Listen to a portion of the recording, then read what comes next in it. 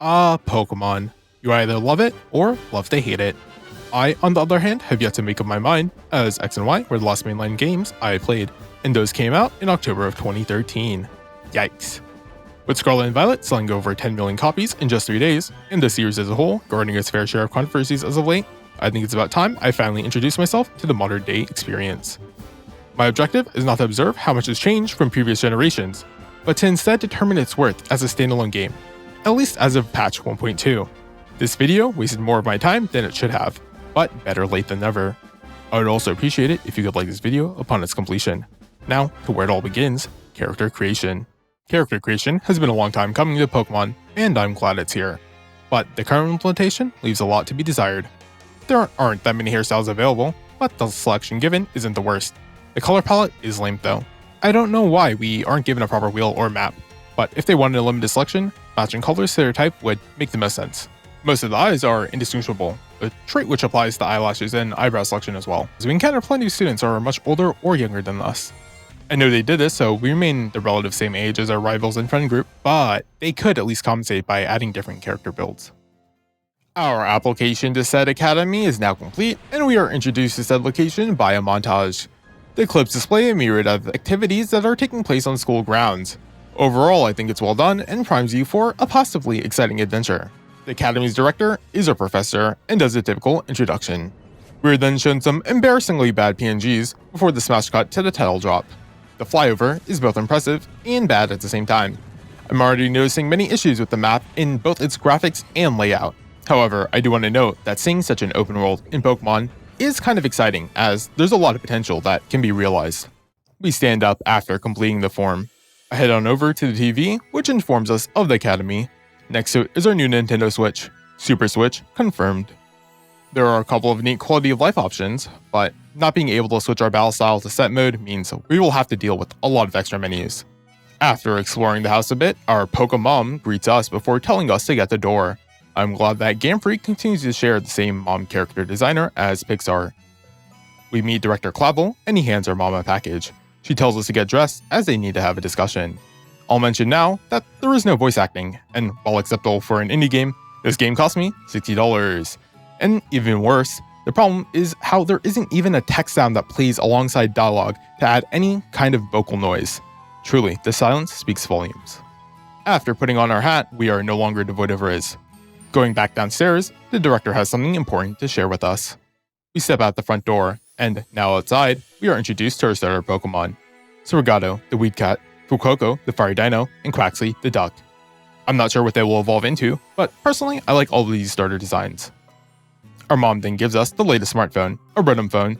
This does lead to some interesting philosophical questions about the role of Pokemon and their use in society, but that conversation is best left up to better games.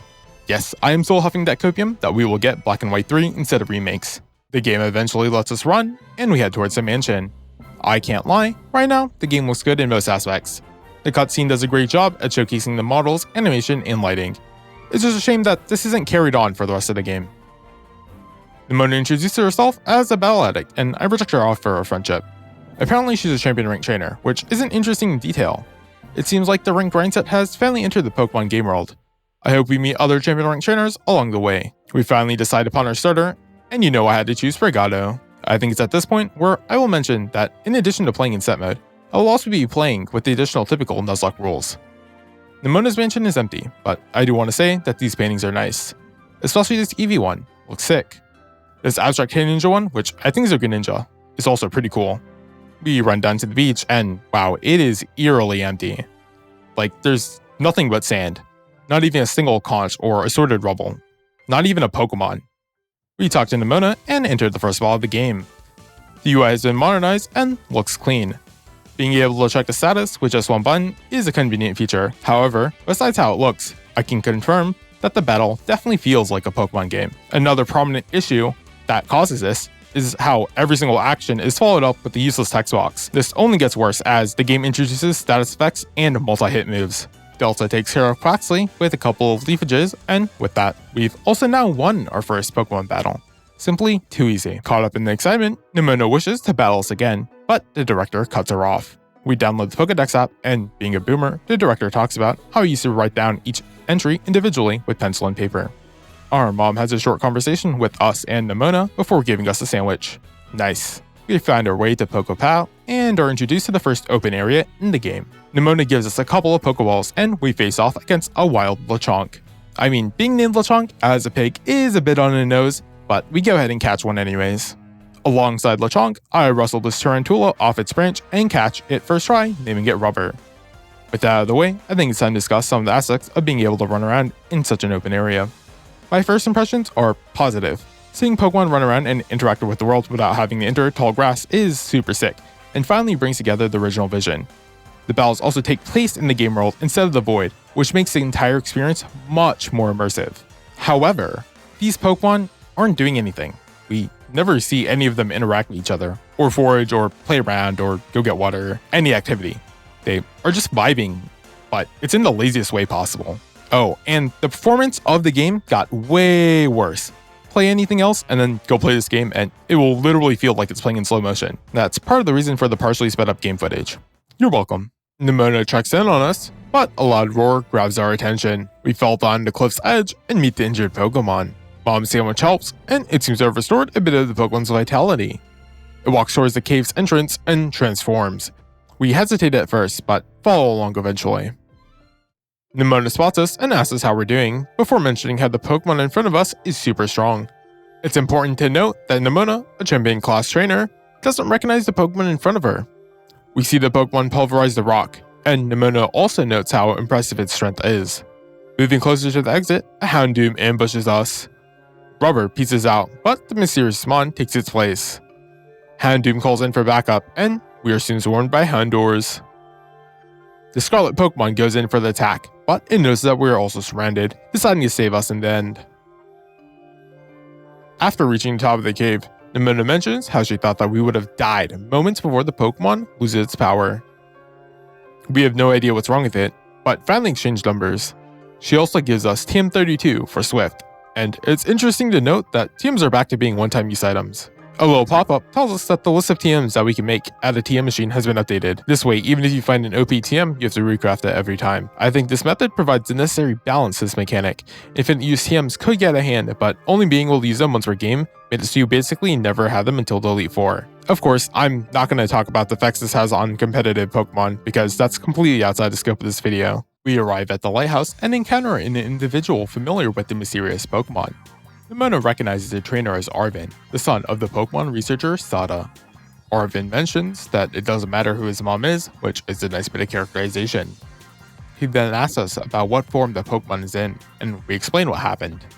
It is annoying that Nimona does explanation here, and that our character, well, doesn't have any character, but having a bland self-insert character is kind of the point.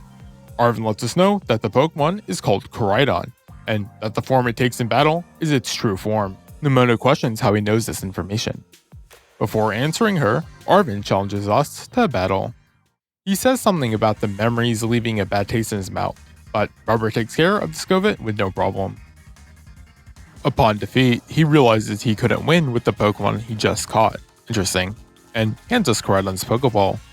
Nimona still questions why he hadn't, but Arvin ignores her and runs away. We're left with the mystery of Koraidon, and I think that's okay enough of a hook. We climb up the lighthouse and gaze upon Mesagoza.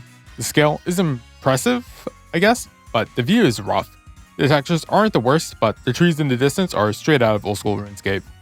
We are also not shown any Pokemon or trainers, making the landscape incredibly bare. Nimona even makes a point to call the mountains, forests, grasslands beautiful. Now, I understand beauty is in the eye of the beholder, but I don't know how much Zaza he would have to be on to use that word here. The real jarring part is that when we cut back to the characters, they are obviously so much higher in quality that it doesn't even look like they're part of the same game.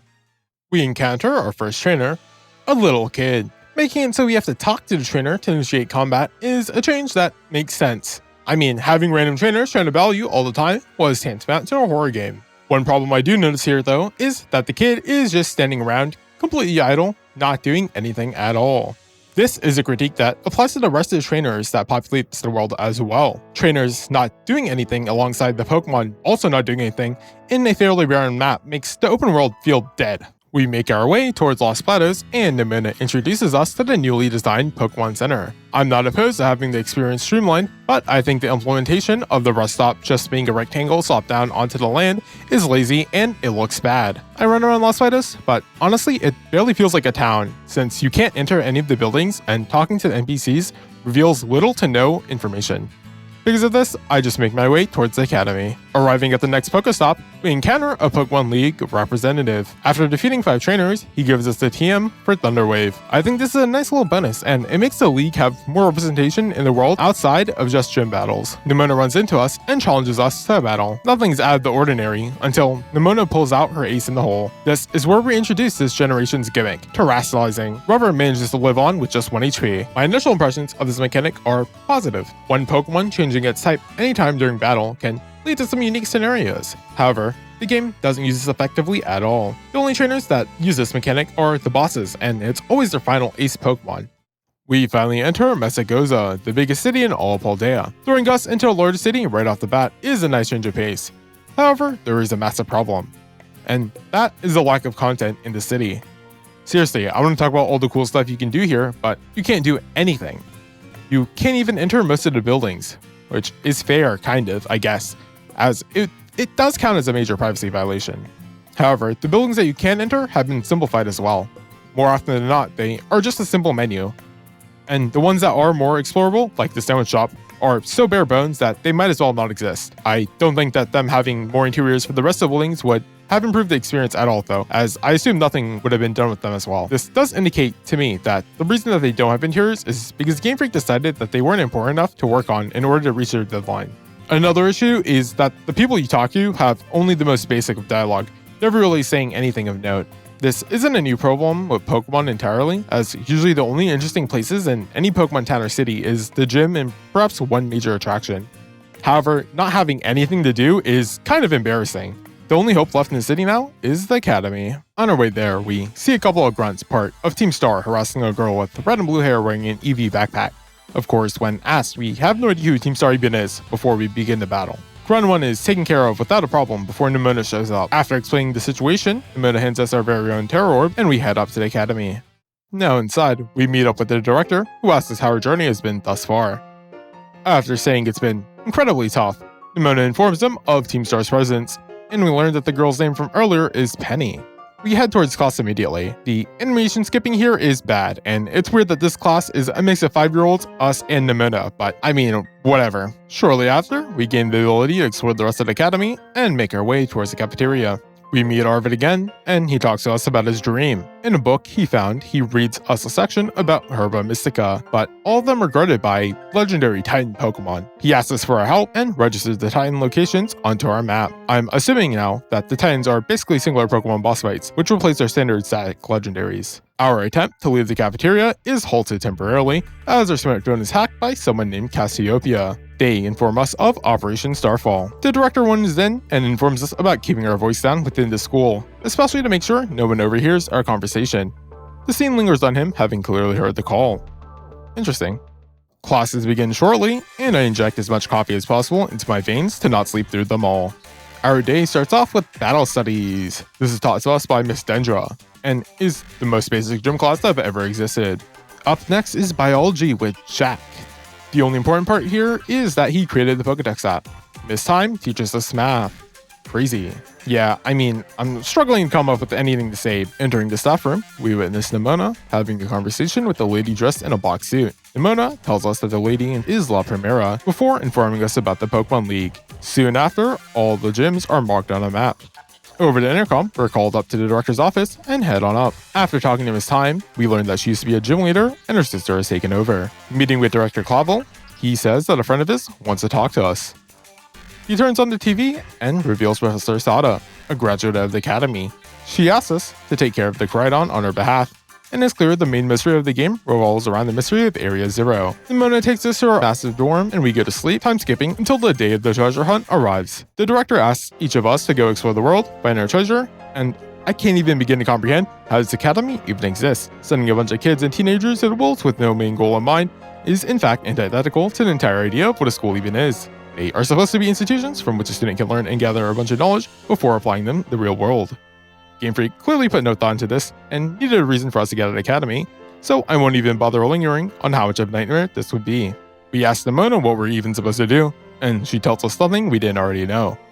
Nimona wants us to become the champion rank trainer, Arvin wants us to fight the Titans and collect their herbs, and Cassiopeia wants us to rid the world of Team Star. It's presented as a choice, but clearly all three of these are part of the main narrative. It's just that the order you can engage with them is not super determined. Arvin mentions sandwiches, and Koraidon transforms into bicycle mode. I think the design looks stupid, but the more I look at it, the more it grows on me. I go back inside and take History Miss Fort. This is the only interesting-ish class, since we learned that the Paldean Empire began to rule this region 2,000 years ago. In fact, all the past events sound way more interesting than what's happening now. Home Economy with Mr. Seguro introduces how meals work and reminds us to pick up items from the ground. Very cool. I explore the rest of the academy and talk to the rest of the teachers. Our friendship goes up with them, but the interactions are beyond surface level. Now, I've not engaged with Persona in years, and I don't remember exact details from it, but I'd have garnered that there's a good bit of inspiration drawn from them, and none of that really appears here. And that's pretty much it for the academy. Now, if you're asking me, wow, you basically didn't go over anything, you'd be correct, as that is the problem. I think the academy existing goes against the very philosophy of the rest of the game.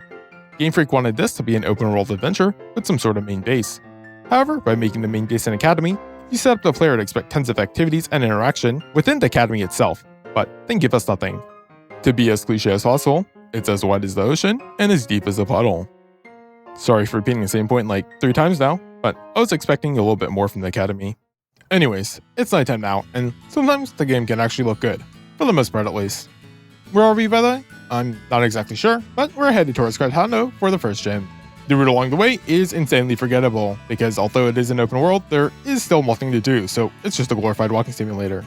Oh, I also caught a rookie D along the way and named it Who Asked. Here, I send it out against Swarm Smolives, and is probably the best feature in the game so far. Being able to send out your Pokemon and have it attack in real time adds to the experience of feeling like a trainer. It isn't that complex of a system, but it's still neat nonetheless. I guess I should also discuss experience share for all. I think it's fine, and personally I would keep it on to avoid any grind, but not being able to turn it off is an issue. After defeating 5 trainers, I collected my reward from the league rep and explored the town of Cortondo. There isn't much to do here, to no one's surprise I hope, so I head towards the gym. I like the new redesigned gym building. It really leans into a modern corpo look. The official league logo does look clean though. Walking through the doors, we enter the main lobby and meet Nimona. The receptionist asks us to roll an olive-shaped ball for a gym test. Somehow, this will ensure the great olive harvest of next year. Now, I realize I've called things embarrassing, but I'm going to go ahead and retcon that because this gym test is the first truly embarrassing part of the game. Words fail to describe how lame this test is. There is no timer, there is no challenge in actually even hitting the olive, and you don't even need to fight the trainers. The area doesn't even look unique, it's just a grass field. Seriously, how is this a gym test? I understand that Pokemon still needs to be completed by children, but this so-called minigame is objectively bad and an utter waste of time. That's right, I used the O word. The only saving grace here is that Delta evolves from Mesagoza into a Florigado. We head back to the gym and confirm our battle. The gym leader calls our olive rolling skillful before introducing herself as Carrie, the owner of Patisserie Soapberry. She's a pastry chef, the town is built around the theme of olives, but her Pokemon are bug type. You could make this work, but Gamefreak didn't even try to wrap these themes all together. We had no interaction with the gym leader before now, and they just end up feeling like another run-of-the-mill trainer. Who asks sweeps through the gym, but her terrestrialized Teddiosera puts in the work, leaving us with just 5 HP, making the battle much closer than expected. We get a gym badge, and the post-win picture is a cute touch that shows off more character than anything else we've seen in the game thus far. On the way to Cascarrafa, we encounter a Team Starbase causing Cassiopeia to call us up. We officially join Operation Starfall. Our good friend Klawf joins in, but not before questioning Cassiopeia's identity. She tells us that she has a storied past with them, but nothing specific. She then moves on to our plan and asks us to raid each of Team Star's bases to defeat their boss. I think calling this as a plan is an insult to plans, when challenging opponents to a Pokemon battle is about par for the course. In fact, it's the singular mechanic that the games revolve around. Klawf just hangs around for most support. We approach the gate, but are stopped by 2 grunts. Grunt A challenges us to a battle. I send out Rubber, which is evolved into Spitops. Worker's wing attack is super effective, forcing me to switch out into my Inkologne, the evolved form of Lechonk. Worker's attack still pack a punch though, and ends up bringing us down to 10 HP after a critical hit. Chungus still manages to win out. Upon victory, Grunt B decides not to even challenge us and heads inside. After ringing the bell, we begin the raid against Team Star. However, there is a twist. Team Star fights using a technique called Star Barrage. This is basically the real-time battle system, but you can send out multiple Pokemon. There isn't really anything to add here besides that it functions exactly like the normal real-time battle system, where the only thing you do is press one button. But instead of having one Pokemon out, you now have 3. This was a chance to expand upon this mechanic, but nope, it's just press one button and wait. After defeating 30 Pokemon, the boss of Team Star's Dark Crew, Giacomo, reveals himself riding on top of a car inspired by too many sessions of Pimp My Ride. He starts off with a level 21 Pawniard, which does massive damage against Delta. Realizing that I'm a bit underleveled, I bring out Huas in return. Pawniard's Metal Claw is simply too strong and leads to the death of Huas, the first death so far. I bring out Chungus and take out the Pawniard after 2 mudshots. Giacomo reveals a second Pokemon, and in an actual plot twist, the car he is on turns out to actually be a Pokemon. This caught me completely off guard. There was no world where I would have even anticipated this, but it is a bold choice that pays off. The fight against the second Starmobile was difficult when trying to not let any of my Pokemon die. I realized that in order to win, I needed a sacrifice. Rest in peace, Long Boy. Chungus makes sure her death was not in vain and takes care of the Revivroom with just 1 HP remaining. Upon Giacomo's defeat, we enter our flashback to a year and a half ago and are introduced to the rest of Team Star. They want Giacomo to create a team code. He refuses to do so, citing out his time as the president of the student council caused everyone to hate him due to the absurd rules. Or, as Atticus puts it, vexation made manifest. Nonetheless, they still encourage him to create the code. We cut back to present day, and due to his rules, his days as a boss are over. In turn, we earned his Star Badge and TM62 Foul Play. He asked us if we learned our chops at the academy, and I have to answer no. I also answer that's not the best when asked about having fun. Director Clive, shows up and has a talk with Giacomo. Apparently, the big boss of Team Star disappeared a year and a half ago as well. It's apparent that he holds a great deal of respect for this individual. Cassiopeia contacts us upon learning about our victory. She gets lost in her thoughts, saying, "Oh, Giacomo," and tries us our reward. She also sends someone from Supply Unit to give us the rest of it. Penny, the girl we saved from Team Star, is participating in Operation Starfall as a part of her independent study. She then tells us that she will be staying behind the scenes because she's good at machines and hacking and stuff. Gamefreak is really laying it on thick here story-wise, huh? Overall, the first experience clearing a star base was Star Barrages barely count as a new mechanic, and besides the battle against Giacomo, we didn't really do anything. We arrive at Cascarrafa, and all I can say about this town is that it is blue dabba dee dabba die. Oh, speaking of, have any of you heard the David Guetta and Baby Rexha remix? It's beyond embarrassing and makes the original seem like a masterpiece in comparison. Also, big shout out to Ninbanyan, as I use some of their footage here as mine was corrupted. Before we can enter the gym, a large man with a wavy white unibrow runs out of the lobby. A woman follows behind, and when she realizes that we are a challenger, she tasks us with returning Kofu's wallet back to him, all the way across the desert in Porto Morinda. The desert is full of sand. Once again, I find it hard to discuss this area with any sort of detail, as there isn't any. It's just sand and trainers. We drop down into Port Morinda and make our way towards the town center. Kofu realizes that he is missing his wallet, but before we can deliver it to him, his best apprentice stops us and challenges us to a battle. After winning, we return his wallet back to him. A bell rings, and our attention is diverted to a stall selling legendary Wakame seaweed from the Hoenn region. Kofu decides that our gym test will now be to get the winning bid on that seaweed. There isn't any challenge in this gym test either. In fact, this might be even lazier than the olive roll gym test. However, it at least doesn't waste my time. We hand him the seaweed, and he lets us keep the excess money as a tip. Unfortunately, there isn't anything else to do in the city, so we end up heading back to Cascarrafa. An assortment of people surround Kofu, asking him to partake in their activities, but he has something more important to attend to first: our gym battle. If the color blue and the waterfalls didn't give it away, Kofu is a water-type gym leader. This means Delta, especially after terrestrialization, cleans up both Palooza and Wugtrio with just a single bullet seed. Kofu terrestrializes his Crabominable, and Slam brings Delta down to 16 HP. Luckily, Delta is faster and clutches it out. We defeat the Cascarrafa gym, and it seems like Gamefreak put in more thought and time behind framing this picture than they did for the actual battle. Before we can leave the gym, we're interrupted by Hassel, one of the Elite Four of the Pokemon League, and also our art professor. He asks us what compels us to collect these gym badges, and I answer, for fun, I guess. Hassel informs us that there is no correct answer, and as they say, all paths lead to the great crater of Paldea. Who says this? I don't know.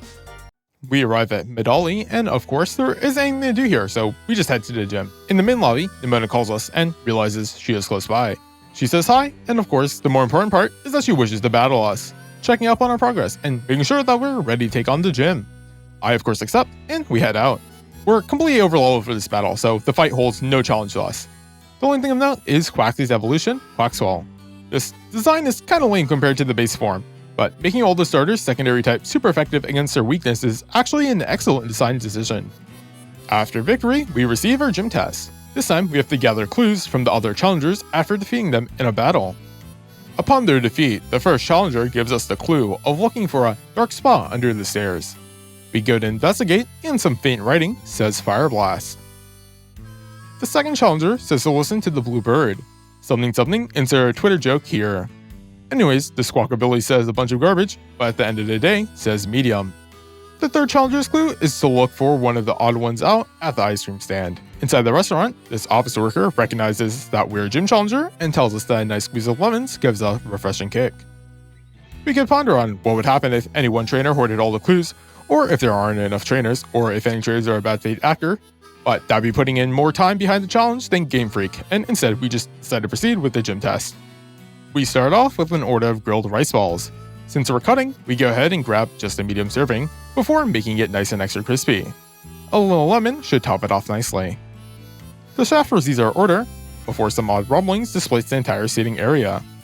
With this, we have successfully passed the gym test. However, I can't help but question what could have possibly happened to all of those people. The office worker from earlier stands up and reveals himself as Larry, the Medali gym leader. After congratulating us, he asks us to try the other dishes, before complaining how his boss will dock his pay. He spends too much time chit-chatting.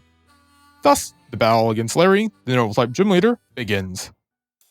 Using an ice stone I picked up from Glisendo Mountain, Hippo has evolved from a Crabrawler to a Crabominable. I'll talk about the mountain in a bit, but because trainer battles and Pokemon encounters are not forced or random, I was able to just run around picking up items off the ground. Brings out Dunsparce next. The evolution of Dunsparce just being bigger is pure genius, and it continues the legend of the Pokemon. It hits us with a Hyper Gel, dealing massive damage to us, but Brick Break still one-shots it. Larry mentions how this is still better than getting cornered by his boss and sends out his ace, Staraptor. Having some self-doubt, the chef yells at Larry, telling him to step it up a notch. A bunch of people rush into the restaurant and begin cheering Larry on. Wanting to give them a show, he terrorizes his Staraptor. Larry says, I think it's time to show you that real life isn't all just about being true to yourself, and makes his Staraptor use facade. Larry is obviously a character representing the trope of a Japanese salaryman, and this dialogue is a bit too real as it jabs at the flaws of how people are forced to act a certain way in accordance to societal standards. Politics in my video game? And just like how corporate management sacrifices their workers, I sacrifice rubber just to get in a safe switch into Ippo. Aerial Ace brings us down to 39 HP, but I misclick on Ice Hammer, letting Staraptor survive. This forces me to switch into Chungus. Luckily, he tanks the Aerial Ace and Facade, surviving at just 20 HP before dropping the Hyper Beam, netting us our victory. Larry wishes to hand us the badge, but before that, we feast.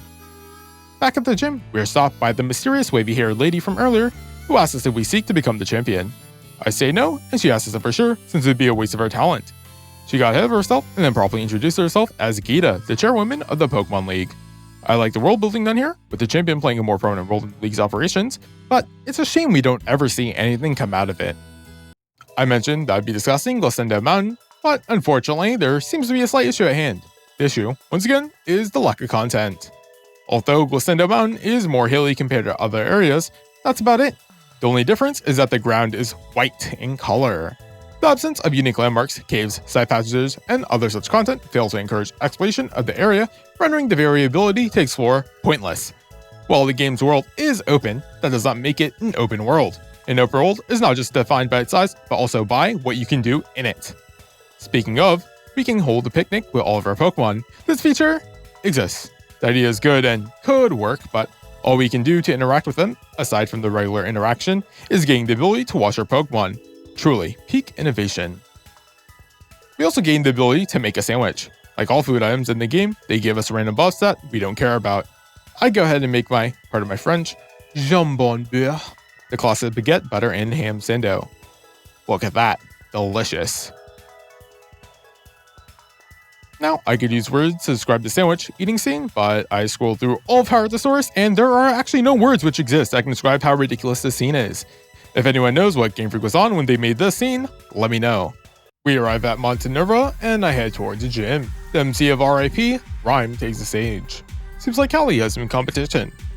We head back outside, and a rap battle is occurring at the stage. The man says, "This is my time, this is my day. You're not gonna stand in my way." With these lines, the man is feeling confident and believes he'll win against his opponent. Listen up, Rhyme, your reign ends here. We're gonna get rung up by this pro cashier. Here, the man refers to his job as a cashier and how he will win this battle against Rhyme. Truly the most crazy bars. Rhyme responds, "Pro cashier, well, I'm about to check out. Must I get your rhymes on a deep discount?" She then disses the man's ability with the reference to a deep discount. This could refer to either items which are placed on clearance or as they near their expiration date, or discount brand items which could be considered knockoffs, saying that his rhymes are either fake or merely a shallow imitation of hers. Please, you think you can step to my game? Fool, I got Rhyme right there in my name. She then alludes to her own name, Rhyme. This refers to how she was basically born for this position. I'm a specter from which there is no protector. In victory unto me you will render when the crowd sees you as a mere pretender. She calls herself a specter, most likely in reference to her being a ghost-type gym leader. Rhyme then proceeds to claim victory by calling an emergency meeting and revealing the man as the imposter. You want to end my reign? Yeah, keep dreaming. Buy a book of rhymes, kid, and start reading. This refers to how she will only lose in his dreams, and in both a diss and piece of advice, the book of rhyme will help him improve his skills as they are on the level of a mere kid. The man runs away, screaming, "I'm done, you won. My rhymes totally whiffed, but I'll be back maybe after my next shift." With this, the man admits defeat, but only temporarily, as he suggests that he'll be back sooner than we might expect, perhaps even as soon as his next shift. Rhyme stares, her eyes wide open, and mouth a gasp before her eyes roll back. Truly a legendary display. However, because there was no voice acting, I'm only feeling a light 4. Transition, because now it's time for our battle. We obviously want a rap battle, but for some reason, Rhyme thinks otherwise. We begin the fight, and it's also a double battle. Finally, a gimmick which connects the gym test to the gym mechanics. I'm not sure what this has to do with rhyming though. The battle, like every other battle, is just spam A the simulator. Rhyme gives up the ghost, and we earn a VIP pass and front row picture with her. Nimona walks into the gym after we earned her badge, and although she wants to battle against us, she manages to hold herself back in order to prepare better. We drop down to Glaseado gym and are interrupted by Hassel, our art teacher. He introduces us to Rika, the lady with a fancy tie. She's one of the Elite Four, and they both leave right away after giving me generic words of encouragement. Our gym test this time is to write down the designated course alongside the slope of the mountain within a set time limit. Wow, that sounds exciting and is in theme for the area. However, what would happen if someone didn't say, have a large enough Pokemon to ride? Well then, obviously we don't get answers, but I'll just say that they need to get good and catch one that's big enough. Oh, and don't worry about the gameplay aspect either. Gamefreak hates us and made this as bad as possible. There are no obstacles, the time limit is far too generous, and there aren't even any opponents that we need to race against. Worst of all, we don't even get to go fast. This is what we call a massive L. Nimona bumps into us again and mentions how she is still assembling a team before leaving. I love how much she loves to waste our time. We are ushered towards the court as Grisha appears moments later. He asks us if we're sure that we want to battle. We aren't, but it's too late to back out now. Ippo hard carries this match after being terrestrialized due to its fighting type and sweeps the gym by herself. Not wanting to risk death at the very end, I go ahead and switch out to my Platos for the win. We wish for our winner's photo, and Grisha actually says how he doesn't usually do photos as it's uncool. We get one anyways. Gita meets us in the lobby and begins showering us in compliments like usual. It's kinda lame how everyone jokes off her ego at every given opportunity. Nimona shows up and says a bunch of nonsense that doesn't matter because she isn't a character. All Nimona wants to do is battle, and that's all Gamefreak wants us to do as well. Nimona is 10 levels below us, so this battle is a complete wash for her. We head down the mountain and encounter Klawf. He lets us know that thanks to us, he is now officially a part of Operation Starfall. After asking a few questions, we learn that he wants to know how to resolve the situation around Team Star, but says nothing about how he managed to join the operation. Cassiopeia calls us, and for some reason, he walks away even though he said he was part of this operation. Seems like Klawf is one sussy baka. A mysterious man in a leather jacket is in the middle of a conversation with a Team Star grunt. The topic is about the young master's piano lessons. We walk up to them and learn that this base belongs to Rookbox Squad's Ortega. The grunt recognizes us and we battle against Pokemon trainer Harrington. Upon victory, he no longer believes that he has the ability to dissuade us from our raid and walks away. The grunt then drops a bombshell. The man we battle used to be the previous director of the academy.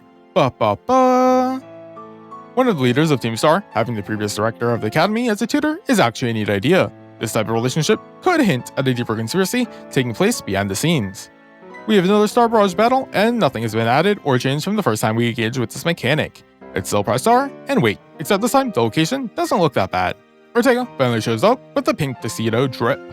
A terrestrialized platypus and Benishot takes care of most of his team due to them being fairy types.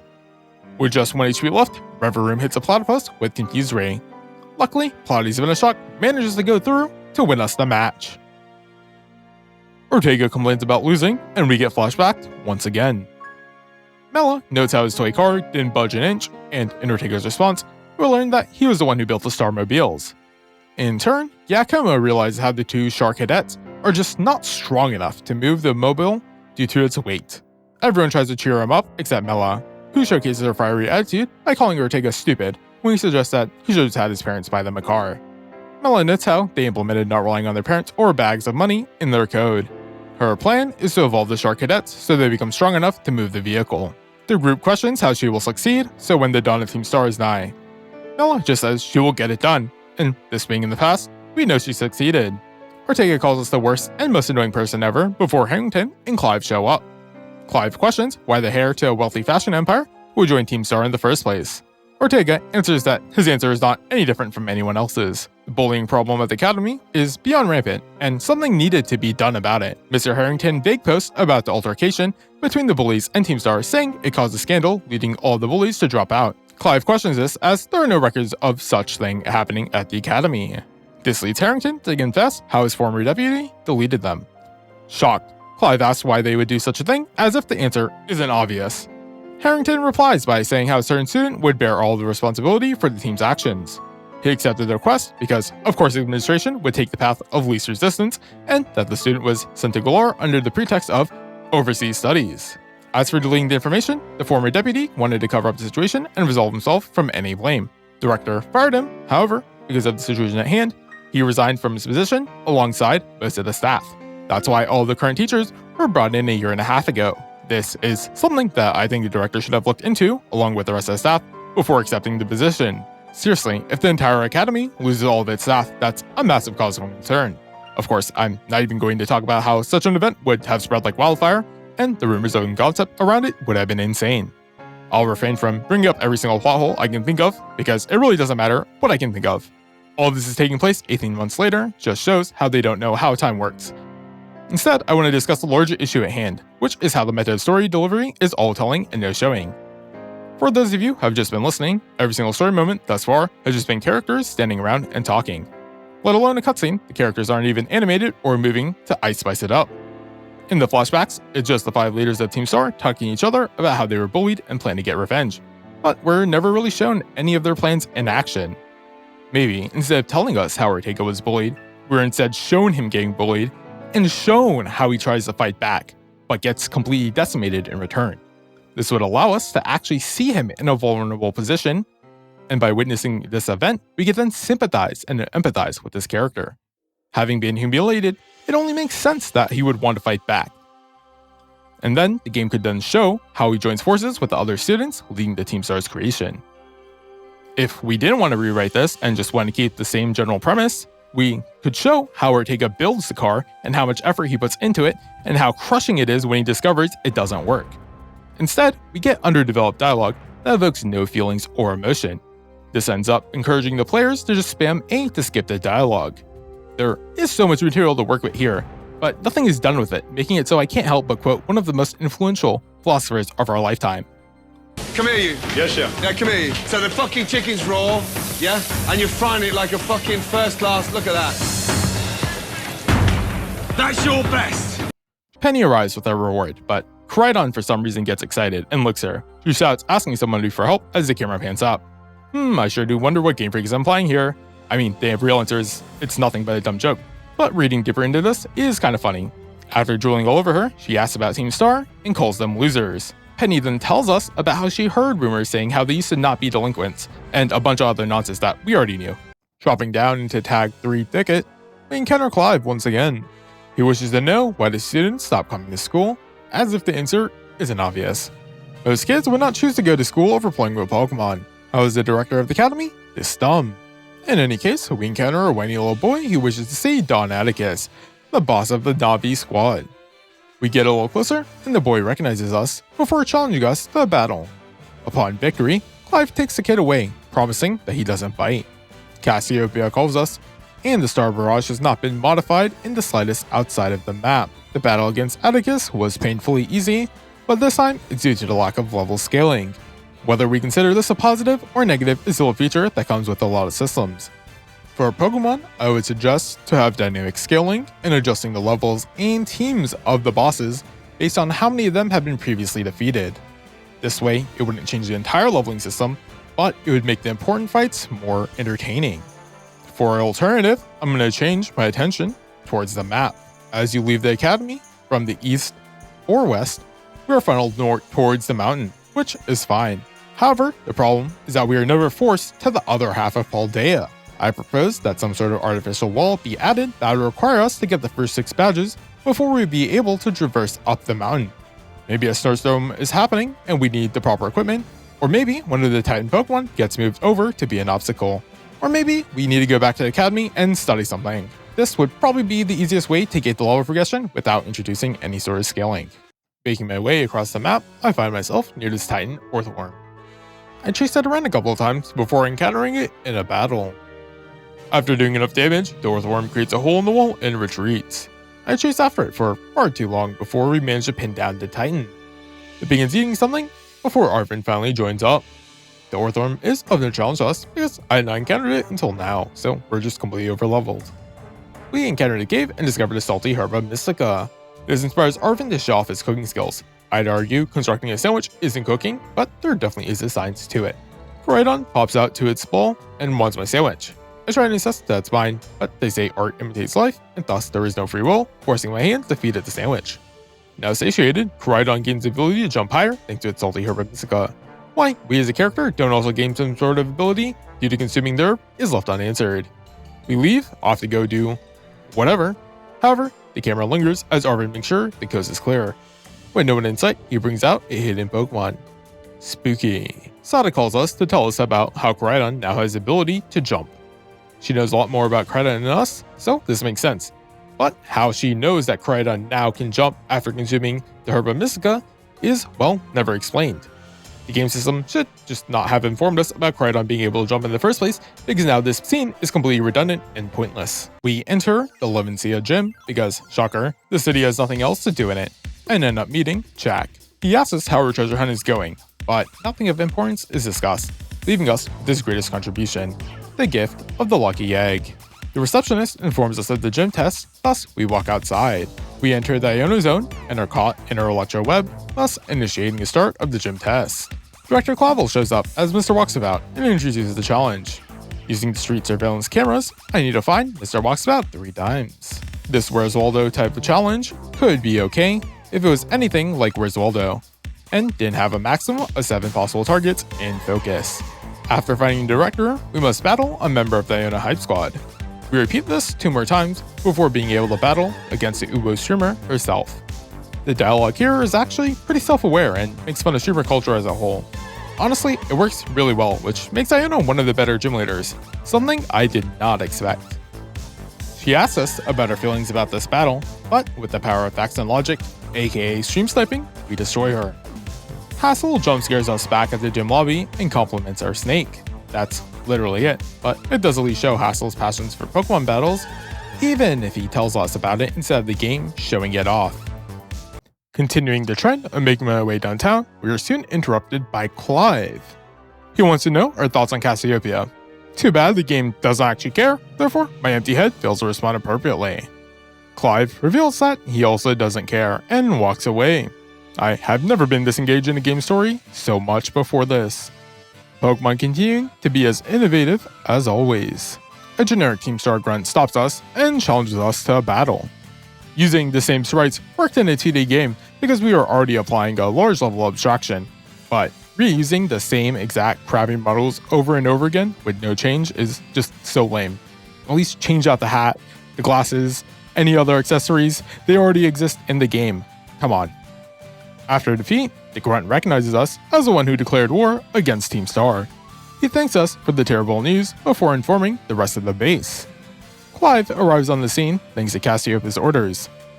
Charlos, the Shark Cadet, bumps into Clive before running off. Clive chases after it. Cassie calls us and tells us to challenge the base, like we even have the option of doing anything else. The Star Barrage was as boring as always, and the car introduction does not work for the 4th time in a row with no changes. I mean, come on, all we get is a pinch up?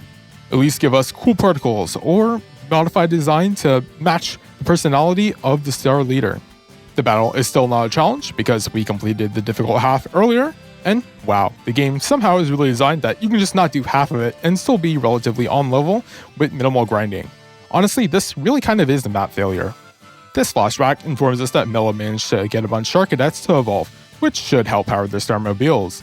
The members then spout random nonsense, basically confirming Mela as being a tsundere and teasing their competition against the bullies.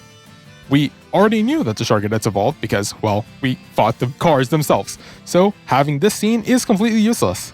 Yep, what a satisfying conclusion to this possible conundrum. Truly everyone learned a lot from this. What exactly was the lesson or theme? Well, you know how they say that there aren't any bad questions? Well, they lied. This ramble was just as informative as this post-battle discussion. How is it possible to say so little with so many words? Truly an impressive ability that any web novel writer or video game essayist is envious of. This interaction with Penny was also super productive and really explored her character a lot. Now, if you would excuse me, I need to take a quick break for a second to restore my sanity. On second thought, maybe letting Cthulhu consume my being would result in a better future. Well, I'm back, 2 months later, script-wise at least, and it was apparently enough time for 2 additional Pokemon Scarlet/Violet video essays to come out.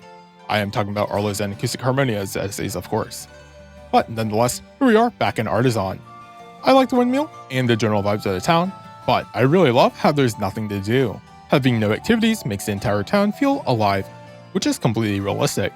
I would indeed consider myself fully immersed in this experience. We entered the gym, and Nimona congratulates us on our 6th gym badge. Apparently, not even the 10th of the trainers who take on the gyms get this far. And to celebrate this, she does the only thing she can and challenges us to a battle. I would like to know if this stat is actually correct. I have no idea how you would calculate this, but if anyone does know, let me know in a comment down below. She acknowledges the fact that we have 6 gym badges, and her team is slightly higher level than before. Even though Nimona's team needs a few more levels, this is the type of scaling that should be done for the gym battles and important trainers at the very least. Nimona fawns at us upon victory, and we're allowed to challenge the gym. The receptionist informs us of our test, the Sunflora's hide and seek. Sunflora embodies the sun and nature, and thus is important to the city. Why it's actually important to the city, or how it's actually important to the city, we don't need to know. In any case, we go ahead and collect the first 3 Sunflora with no problem. The 4th one we battle, but it's only level 12. We also have to battle the 5th one. The other 5 Sunflora are then collected without any struggle.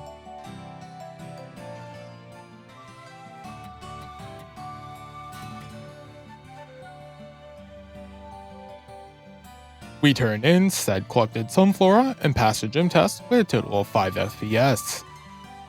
Now being able to battle, Brassius greets us by dropping down from the top of the windmill through a cutaway rather than do so in real time because Gamefreak just couldn't program the animation. From the windmill, he watched us take the gym test and describes our vision as avant-garde. I understand trying to tie in his artsy dialogue with the whole sculpture/artist theme he's got going on, but this joke is so forced that it barely works in the first place. The battle with Brassius begins and ends when he sends out a level 16 Petalilli. I'm not going to lie, having a linear progression system in an open world game like Pokemon, where you're more level capped than skill capped, just does not work without any changes. The already low challenge is snuffed out completely. Tragic, we earn our badge and head back to the gym. This time, we're interrupted by Rika. She openly mocks gyms by saying how they really aren't giving us much trouble, Are they? Directly to our face. If you can't be bothered to balance the game, just add a difficulty slider, Gamefreak. We also meet Poppy, another Elite Four member. Her only trait is being a baby. That's literally it. These post-gym cutscenes could work to develop and explore more of the characters that we aren't able to focus on directly. However, they aren't really doing anything with them, more than just telling us that these characters exist. Nothing of importance is ever learned or discussed, so not only do I not care about any of these characters, I haven't been given a reason to. Klawf, the Stony Cliff Titan, is a grab. How exciting. After an uneventful battle, Arven and I enter the cave behind it. After obtaining the Sweet Herba Mystica, Arven acts like a Cinderace, before Crydon earns the ability to dash. Crydon, being one thick boy, goes in for the second Sando, but Arven recognizes that you aren't yourself when you're hungry before popping off. Arven then apologizes for yelling at us. So far, the scene is not that bad. The range of emotions shown by Arven is probably more complex than anything else shown by any other character thus far. The scene doesn't stop just there. Arven proceeds to bring out his Mabostiff. From the way its rear legs retreat into its shaggy body, and the way Arven kneels onto the cavernous floor to feed it, we're able to tell that the Mabostiff is not in its usual state. Even though Arven says he will tell us the full story, he's still light on the details. Nonetheless, we learn how Mabostiff's injuries were the catalyst for Arven's hunt for the Herba Mystica, as consuming all 5 will supposedly cure any or all ailments. Mabostiff opens its eyes to Arven's surprise. This moment works for Arven, but not for us, the player. Mabostiff was barely hinted at before this moment, and although I do like this version of what Arven was really up to, this is unfortunately the first time we really see it, and it's already recovering. If we saw the Mabostiff get its injury, or if we saw it in its injury state earlier, this would actually evoke some sort of emotion for me, but I'm glad for Arven nonetheless. The Great Tusk is the next Titan to slaughter on our list, and to be honest, I like this modified Donphan design.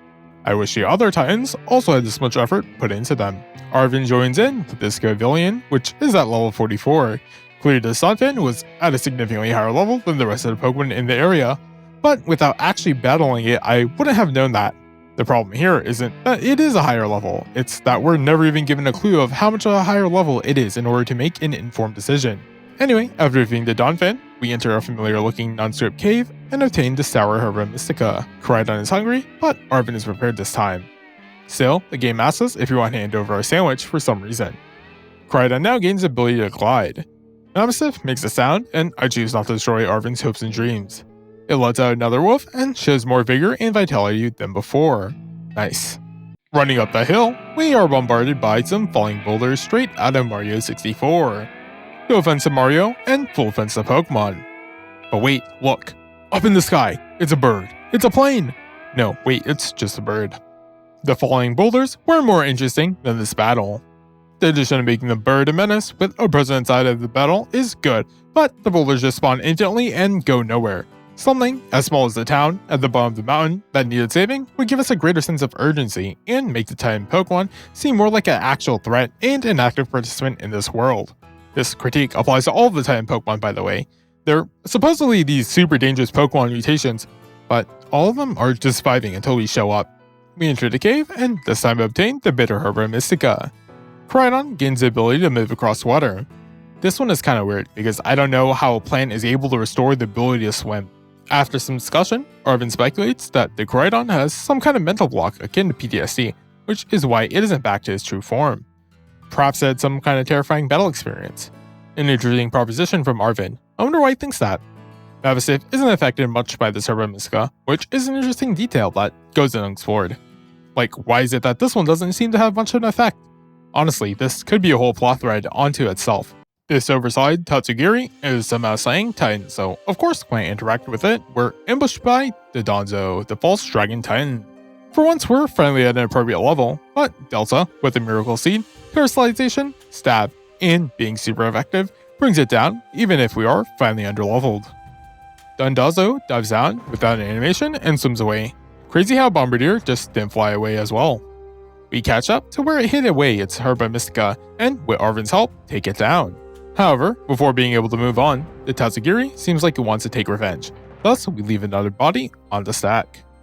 Alas, with no further interruptions, we have finally obtained the final Herba Mystica, and it's of the spicy variety. Upon consumption, Koraidon gains the ability to climb up vertical surfaces. This finally explains why trying to jump or climb on any surface before this felt so bad. Arven gets all emotional when feeding Mabosif and ends up having a full recovery. The payoff is fine, but like I said, it feels empty because we don't really have an emotional connection to Mabosif or Arven really. We're just observing said connection. Sada calls us, but because of plot convenience, it's in the cave this time. The entire time, she's been trying to find a way to contact Arven because he's the only one that can get into her lab. Arven wobbles pensively as he tells us how it's the first time he's heard his mom's voice in years, while showcasing his anger and frustration. He battles us to see if he's ready for Area 0. Unfortunately, the latter half of this recording doesn't exist because I went AFK and my disk partition ran out of space. I remember this battle being a bit more of a challenge, but I don't know if that really says much though. The so-called final bastion of Team Star has nothing of note to separate it from any of the other Star barrages. But at least I can talk about this battle since I'm not completely overleveled.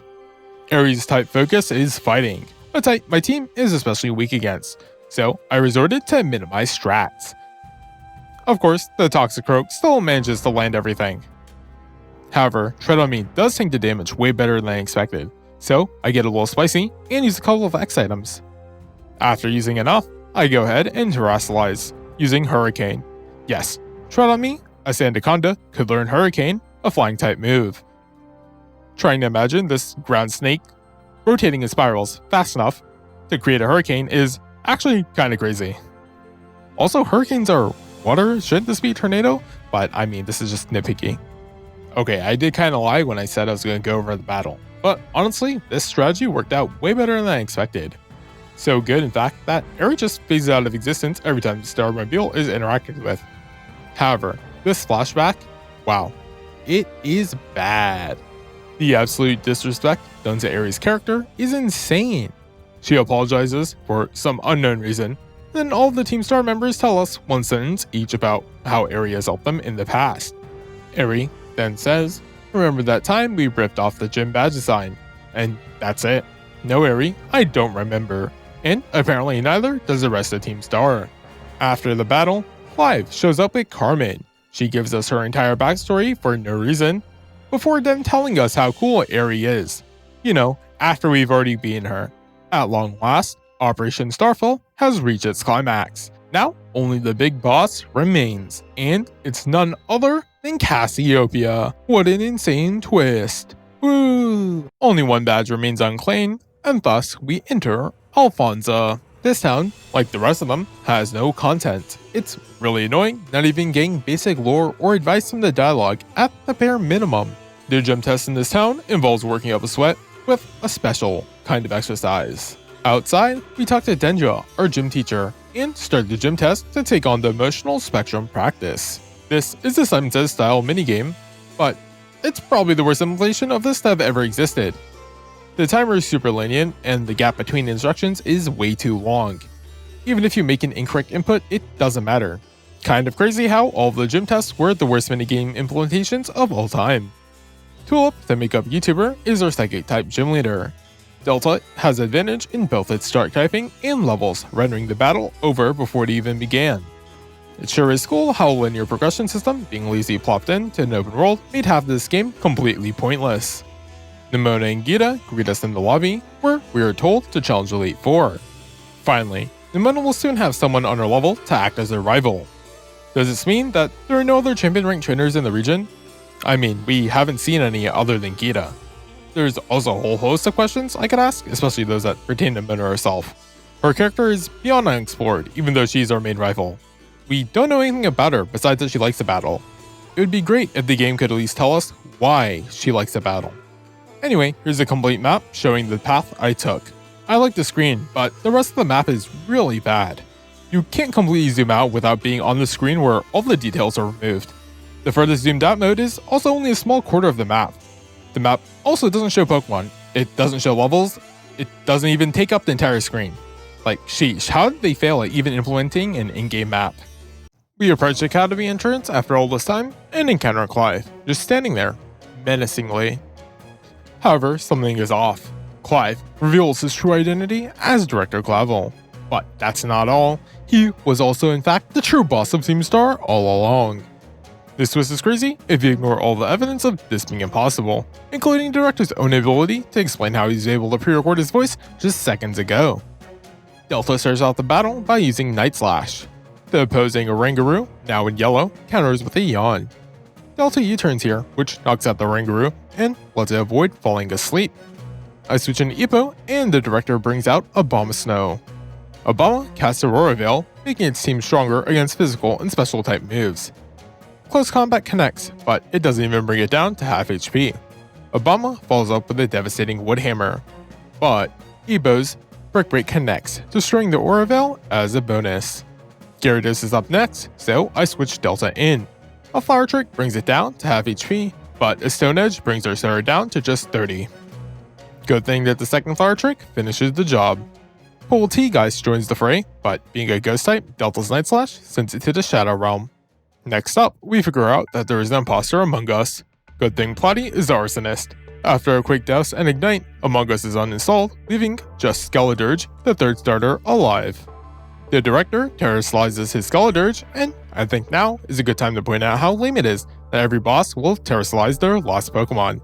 It's simply far too predictable and ruins any surprise moments that could arise. Jelly gets hit with an Earth Power before flip turning out of there. Tread on Me tanks the following Shadow Ball before I switch Jelly back in, activating Palfin's 0 to Hero ability. I terrestrialize for the damage boost on top of its already ridiculous attack, and take care of Skeledirge with just one Aqua Tail. With that, we have defeated the director. After congratulating us, he reveals to us that he isn't actually Cassiopeia. What a twist. The line that sticks out to me here is, "Their sorrows should not be yours to bear." It's so overly dramatic, along with the director apologizing. Why didn't you just have Nimona take care of this? She's literally a champion level trainer. She could have taken care of Team Star a long time ago. Miss Time is also a retired gym leader. If she can't take care of Cassie, then clearly there's an issue with who the league hires. Oh, and speak of the devil. Miss Time arrives and chastises the director for battling in the schoolyard, undercutting the serious moment. I sure do love Platos, and if I had any emotions attached to the story at hand, I would actually be upset right now. Anyway, we enter the courtyard at night, and Penny reveals herself to actually be the real Cassiopeia. To no one's surprise, I hope. Cassie sends out Umbreon as her first Pokemon. Her EV backpack clued us into what her team's theme is. It is a cool theme, but it seems completely disconnected from Penny's traits of being a brick brain hacker. I'm not sure what the connection here is. Flareon comes out next, and I flip turn with Jelly just to prep 0 to Hero. Tread on Me cleans it up with just a single Earthquake. Penny brings out Vaporeon, and did you know that in terms of Pokemon breeding, Vaporeon is the most compatible Pokemon for humans? Not only is the meme dead, but so is Penny's Pokemon. Leafeon is fourth, and for some reason its model looks like complete trash. None of the Pokemon models have been amazing, but for some reason this one looks particularly bad. Jolteon is completely useless against Tread on Me, and goes down to a single Earthquake. Sylveon is the final EV evolution, and the Fear type is good, not just in general but also against my team. Platy and Sylveon dance around for a couple of turns until Sylveon gets poisoned. This allows me to switch into Tread on Me and eliminate Sylveon with just an Earthquake. Overall, pretty easy fight outside of Sylveon at the end there. Penny claims it's all over now before you flashback for the final time. We witness the leaders of Team Star huddled together listening to Penny dissolving the team. Penny claims that this operation started to get out of hand, but Ari reveals that they didn't even fight the bullies. The bullies just apologized and left the academy, but for some reason, Penny wants to bear all the responsibility onto herself. I can't lie, everything about this conclusion is just so bad. I don't even know where to begin. Penny not showing herself in the end is fine, but her character traits kind of don't lend themselves to sacrificing herself, especially because she's a faceless entity. Out of the Team Star members, it seems most likely that Aerie should sacrifice herself, as it ties in with the whole spirit of fighting types never giving up. And Team Star not actually fighting the bullies is also a complete story failure. I don't know why we just didn't get to see the confrontation between them and the bullies. It's literally the entire reason Team Star exists. All of this also happened 18 months ago. This is fault levels of not understanding how time works. Are you seriously telling me that all these kids just did school for almost 2 entire grades? That's completely ridiculous. Let alone the teachers and staff of the academy trying to get them back. What are their parents up to? Are they okay with this? Probably not, but it seems like safety in the Pokemon universe is of no concern, especially since we're just letting 10-year-olds run off into the wild on their own. The entire Team Star storyline and events just get worse the more I think about it. Complete disaster, and I'm just gonna go ahead and spare myself the additional suffering and move on. Klawf starts asking Penny some questions, and learns that they take the code very seriously. This leads to a lame sappy moment where Penny calls her friends her greatest treasures. I mean, it's a fine enough message, but the execution is botched.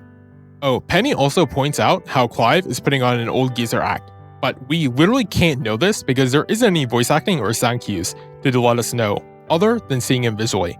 But once again, Director Clavel managed to hide his suit underneath t-shirts and shorts because all of Team Star proceeds to reveal themselves and interacts with Penny. This is clearly an emotional moment and probably how the story should have concluded, but everything about it feels so undeserved.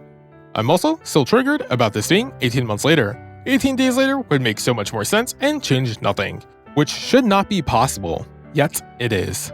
I started speed reading this part and mashing A here because all of this is complete filler nonsense that doesn't really matter, and having the character models standing around doing nothing doesn't exactly help to keep your attention. At the director's office, we're congratulated before Penny walks in.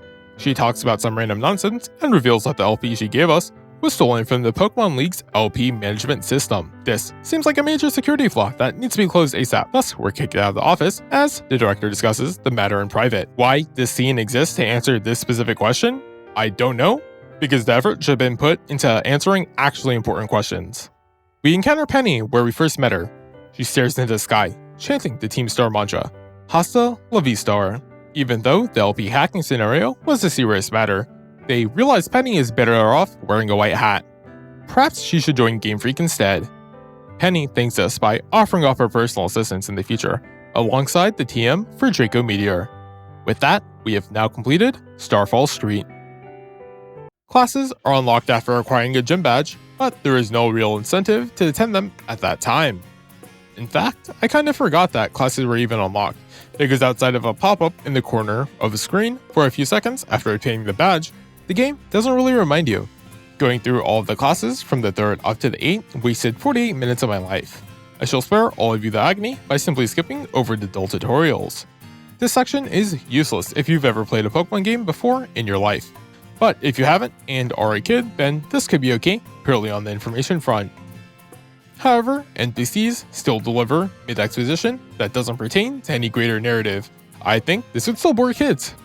It would be much more engaging if these concepts were explored by actions the player took instead of simple text prompts.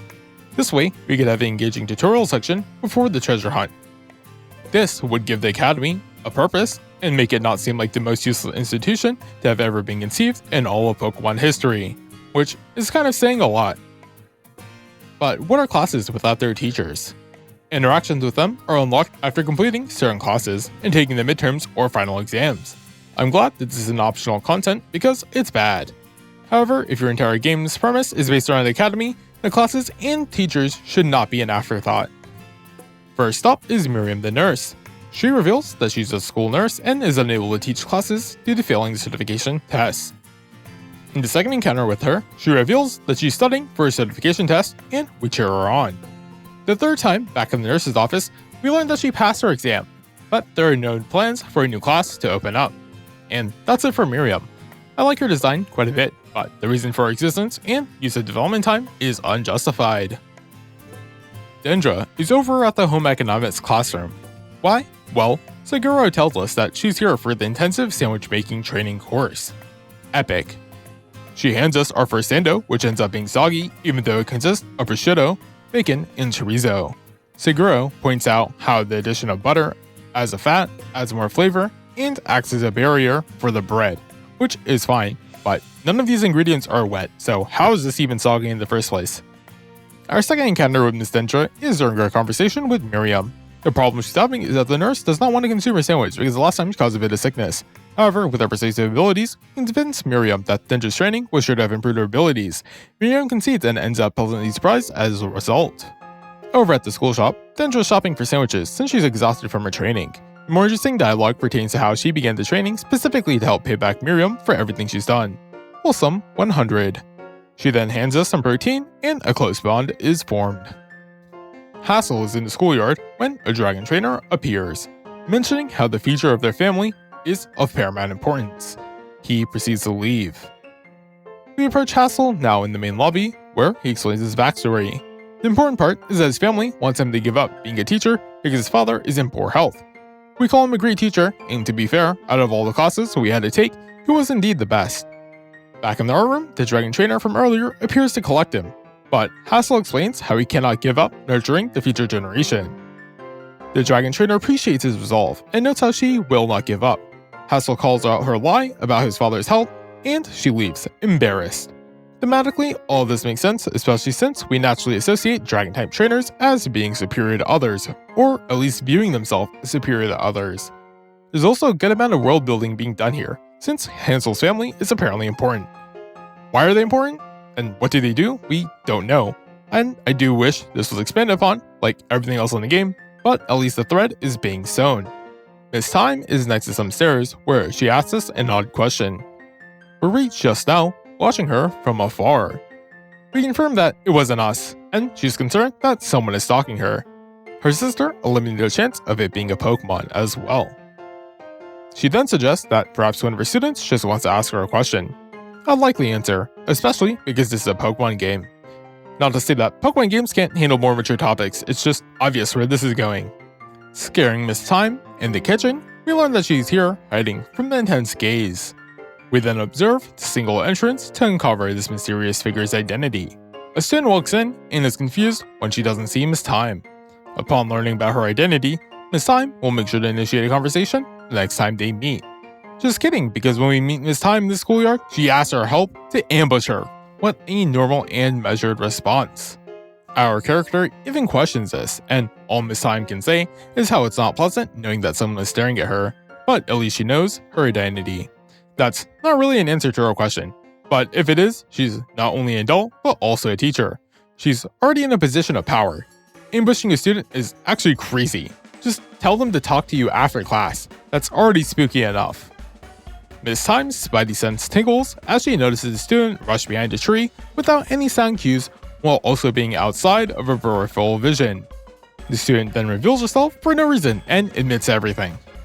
Apparently, the student was a fan of Miss Time all the way back since she was a rock-type gym leader and is confused why she retired 18 months ago.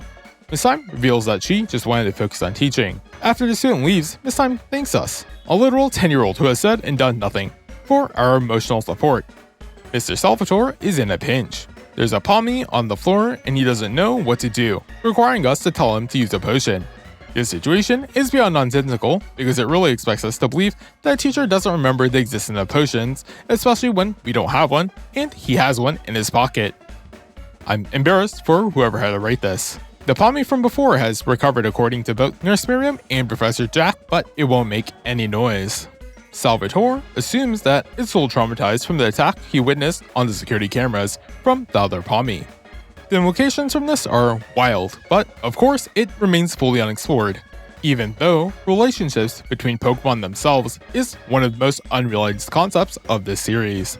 The Pommy is now fully recovered, but because it won't make any sounds, communication with other Pommys would prove difficult and significantly impact its quality of life.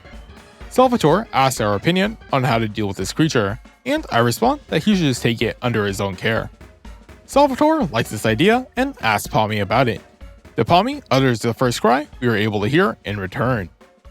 We run into Mr. Seguro at the cafeteria right before he's about to order some food. He's interested in a peanut butter sandwich, based, but as he goes to order one, he can't help but to hear the chatter of multiple groups of students. Although they have differing reasons, they both conclude that Mr. Seguro is going to order a 5-alarm sandwich. Not wishing to betray his image, he changes his mind. However, we're base gods, so we remind him to get a PB&J instead. He thanks us, noting how he hates spicy food the most. Lame. In the second encounter, Mr. Seguro is searching for a mythical sweet food and is gathering information. After collecting enough info, he determines that this food is a sweet herba mystica.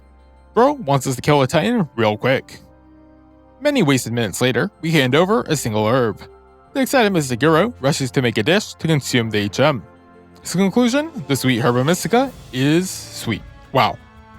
A tiny student sees him eat something she smells as super sweet and comments how he doesn't look like someone who would eat sweet foods. This is so dumb that it actually makes sense a kid is saying this. Hearing a student say this, Mr. Guro states the theme of this entire interaction of how instead of spending time maintaining an image others have of you, you should just be yourself. This is a fine enough message for the kids, but it shouldn't require the completion of at minimum 1 5-star or 6-star raid. Miss Ryford is reading some books when you bother her as we're interested in the rest of the old tale she narrated in class. A vessel, a sword, a set of tablets, and a set of beads destroy the king's castle. Why? Because the treasures were actually Pokemon. This could have been a cool twist if we ever did anything non-Pokemon related. The second time we meet her, she reveals that these Pokemon actually exist and are sealed by 8 stakes littered all over Paldea. These stakes aren't even hidden, they just exist in the world. How has no one found them before this? Simple. Gamefreak is incompetent and doesn't know how to world build. Or build a map. The following fetch quest for 32 stakes unmarked on your map was a miserable experience that adds nothing and only subtracts from the game. Thanks to her pure heart though, which is never hinted at or even shown, Miss Ryford witnesses all 4 treasures of ruin. And what is her reward? TM140, nasty plot. And that covers all of the teachers' stories. I like all the teachers, which is good because it's clear Gamefreak cared about them. Or at least they cared to put in the effort into their designs and models. However, there is a problem, and that's they are all completely useless and make no difference to any in-game events. It's actually crazy how nothing is done with them. It's so obvious that this whole game should have just taken place at the academy, with the teachers being the gym leaders instead. And if we really wanted to keep the gym leaders, they should have been accessible after graduating or whatever in the post-game. It's a shame that everything about this game is just a migraine-inducing conundrum. Victory Road is, well, not a road. It's 2 trainers. What the fuck, Game Freak? What the fuck? Gita meets us at the front entrance, looking as generic as any other gym, before we take the champion assessment. We're sent straight to Rika's office. Game Freak didn't even have the time to design the building housing the Elite Four. This is kind of embarrassing as the Elite Four are the most important governing body for this region. Rita asks us a few questions, all of which are pointless. Funnily enough, we fail. Even though I'm using Ninbanyan's footage here, due to the section also being corrupted, I did actually fail here as well. I am wondering if this is a scripted failure. Let me know in the comments down below. It's also actually funny how we chose the same exact answers, and we end up passing the second time without fail. We enter a room made out of diamond blocks and battle Rika as our first Elite Four challenge. Poppy is up next, and I'm not gonna lie, the battle rooms, or in this case, room being this blatantly unfinished, is depression-inducing. After murdering Poppy, out walks Larry. Larry is an S-tier character for sure, just based on vibes alone.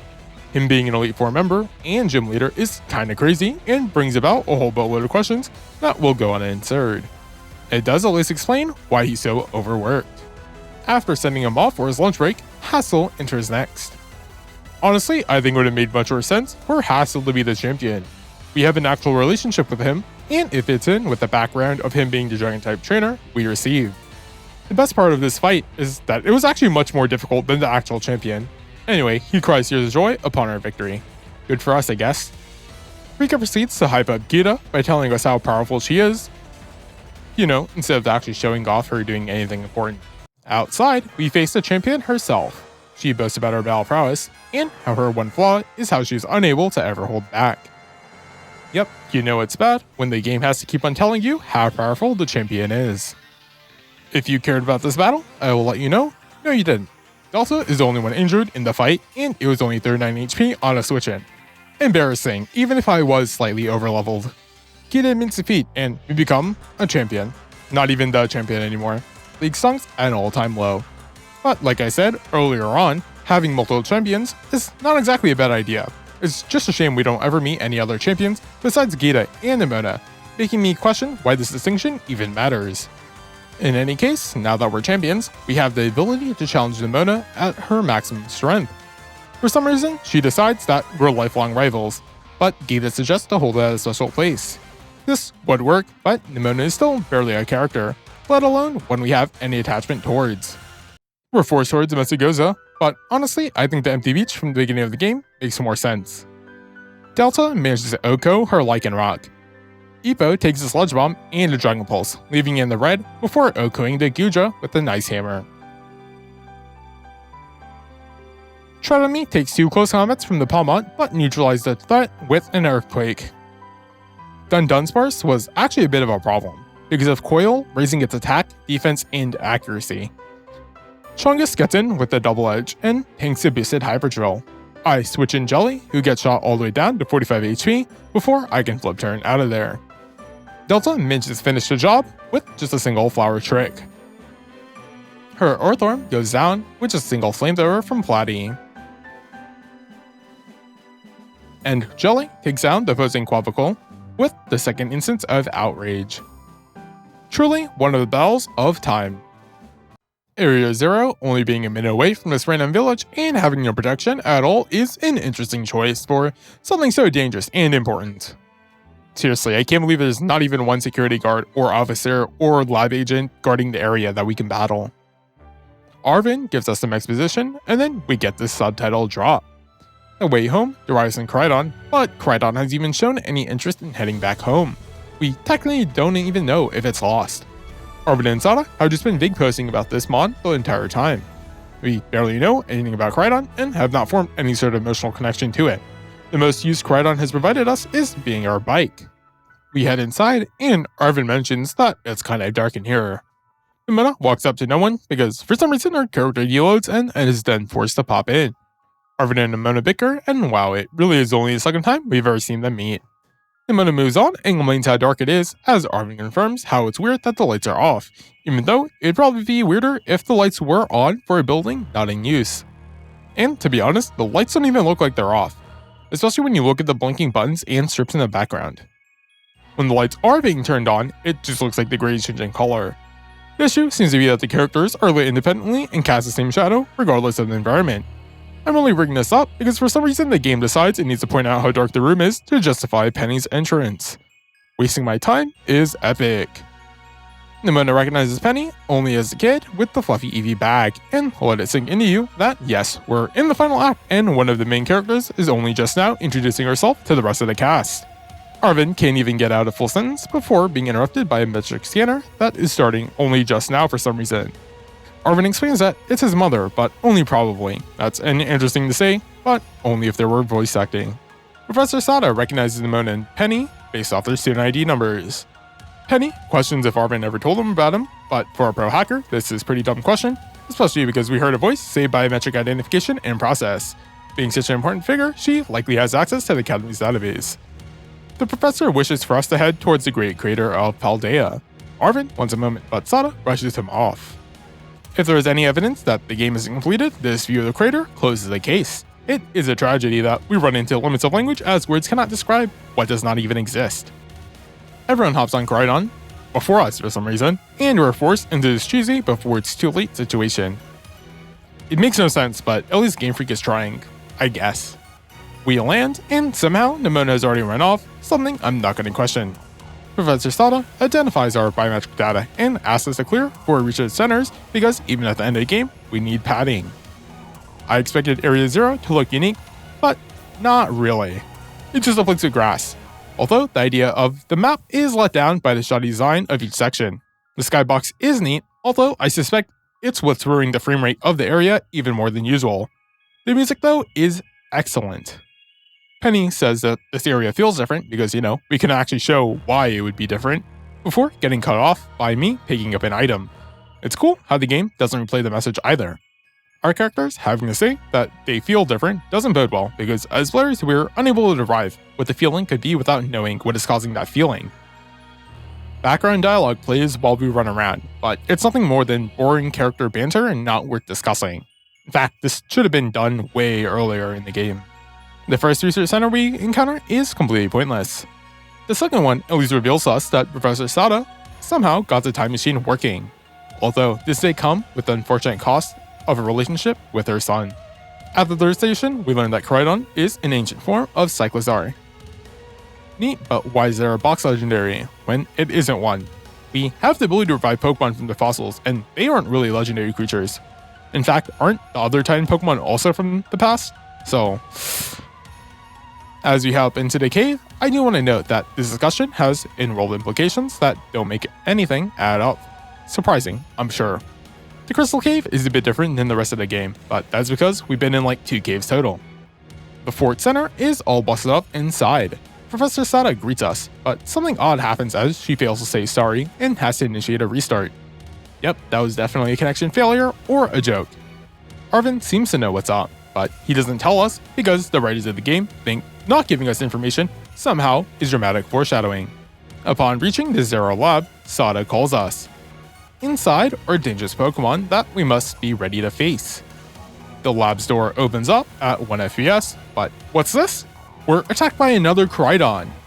Ours just cowers away and is about to be slashed by the large one, but it holds its attack for no apparent reason, just long enough for the Zero Lab door to open. Upon the resolution of the scene, Nemona is confirmed brain dead.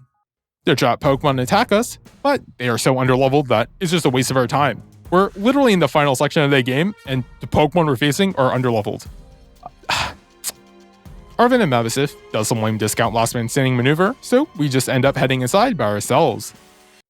We encounter Professor Sada, and here comes the plot twist. She's actually not the professor, but in AI. Yep, that's what was off about her. This plot twist doesn't really work. We've never seen anything in-game which shows evidence of there being such advanced AI technology in the world. The most technically advanced device we interact with is the Rotom phone, but that's powered by a Pokemon. The world building done here to justify her being an AI is barely out of the freezer.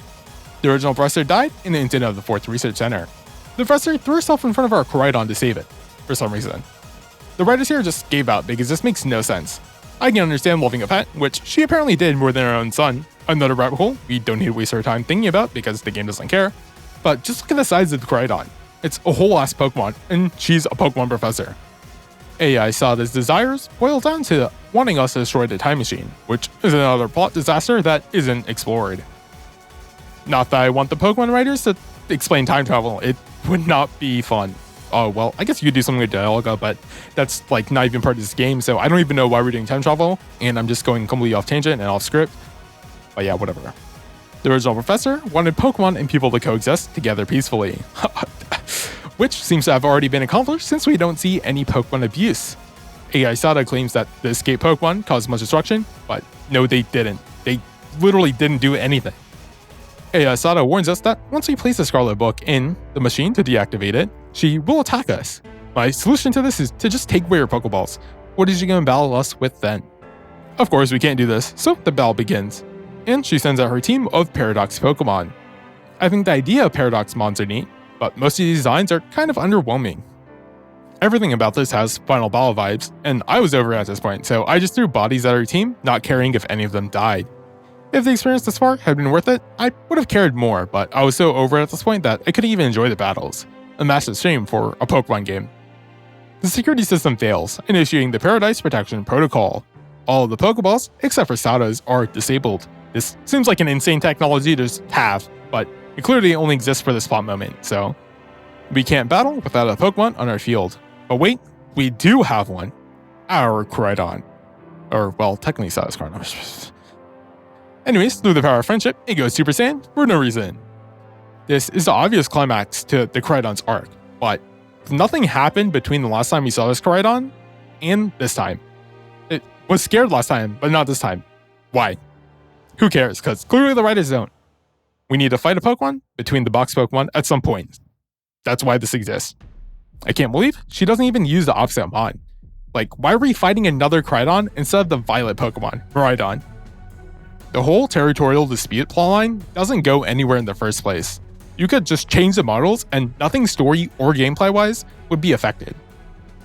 Our Koraidon uses Terra Blast to take down the Guardian of Paradise. AI Sada gives us a lame speech that doesn't fit any of the non-explored themes.